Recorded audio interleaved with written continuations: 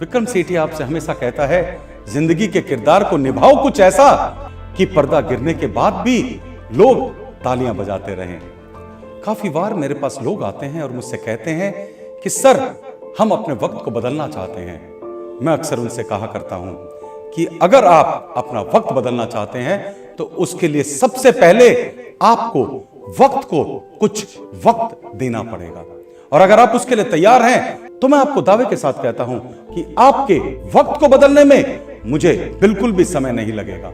और अगर आप चाहते हैं तो चलिए दोस्तों, एक बहुत प्यारी सी और एक बहुत ही अनमोल घटना आपको मैं सुनाना चाहता हूं। इसके बाद आपके अंदर एक बहुत बड़ा परिवर्तन आ जाएगा।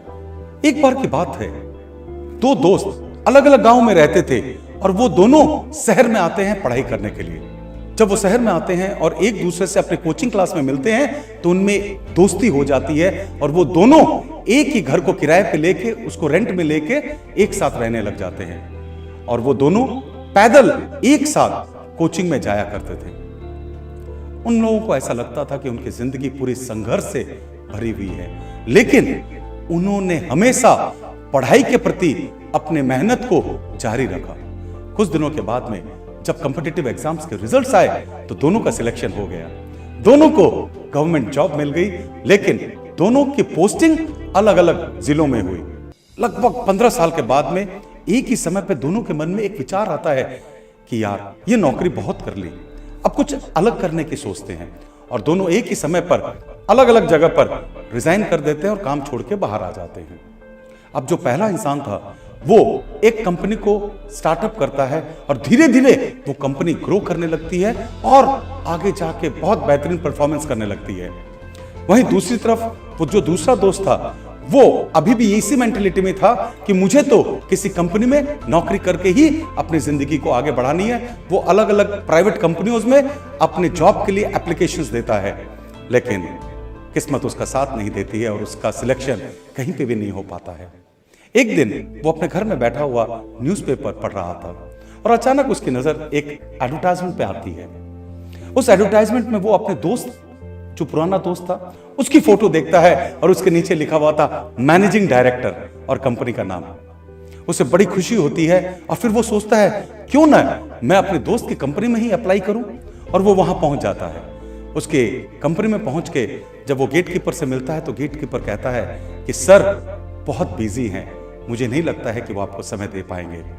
लेकिन अचानक उसी समय वो दोस्त वहां से गुजरता है और उसकी नजर अपने पुराने दोस्त पे पड़ती है। उसके पास जाता है और उससे कहता है, क्या हाल है यार, क्या कर रहे हो आजकल? वो जो दोस्त यहाँ पे अप्लाई करने आया था वो अपनी सारी घटना बताता है और उससे कहता है, क्या यार तेरे यहाँ मुझे कोई काम मिलेगा? उस समय वो पहला दोस्त अपने दूसरे दोस्त से कहता है, कंपनी खोली किसके लिए है यारों? तुम जैसे दोस्तों के लिए। तो जिस प्रोफाइल में तुम चाहते हो उस प्रोफाइल में यहां पे आके काम करो और एंजॉय करो लाइफ को। अब दोस्तों, ये जो दूसरा दोस्त था ये अपने पहले दोस्त के यहाँ पे काम पे लग जाता है और वहां पे काम शुरू कर देता है।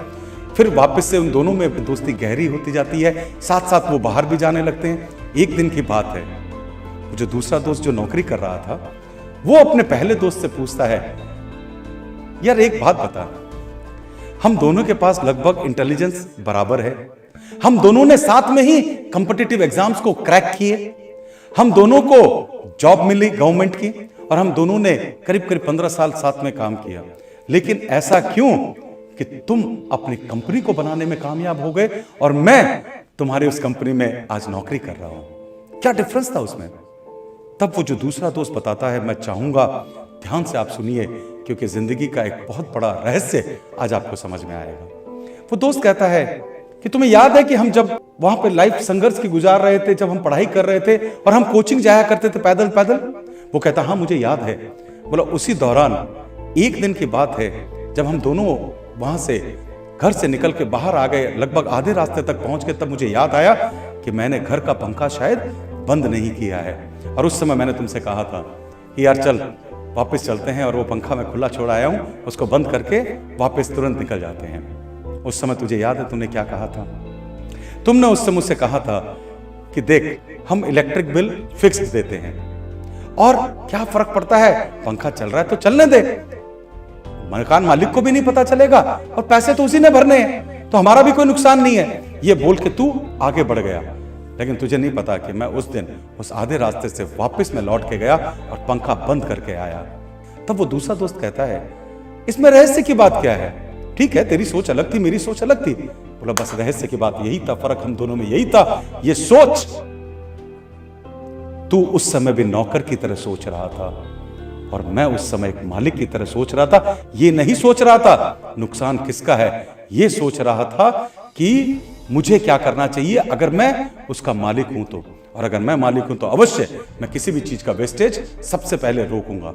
तो यार, तुझमें और मुझ में फर्क सिर्फ सोच का था। दोस्तों, यहां पे मैं आपको जिंदगी का सबसे बड़ा पाठ यह समझाने की कोशिश कर रहा हूं, अगर आप मालिक बनने के सपने देख रहे हैं तो सबसे पहले मालिक की सोच के साथ जीना शुरू कीजिए, तभी वो आप हासिल कर पाएंगे। दोस्तों, आज जो आपको मैंने पाठ पढ़ाया वो ये है कि पैर में आई मोच और दिमाग की छोटी सोच जिंदगी में आपको एक कदम भी आगे बढ़ने नहीं देती। बाकी आपकी चॉइस है कि अपनी सोच को कैसे आप जिंदगी में इस्तेमाल करते हैं। चलिए दोस्तों, अगर आपको मेरा ये वीडियो अच्छा लगा है, इसे अपने दोस्तों के साथ और अपने रिश्तेदारों के साथ और दूसरे लोगों के साथ शेयर करना मत भूल जाइएगा। और आप हमारा YouTube चैनल भी सब्सक्राइब कर लीजिएगा और बेल आइकन दबाना मत भूल जाइएगा, जिससे कि इस तरह की जीवन में आगे बढ़ने की बातें हम डायरेक्टली बिना किसी डिस्ट्रप्शन के आप तक पहुंचा सके। नमस्ते दोस्तों।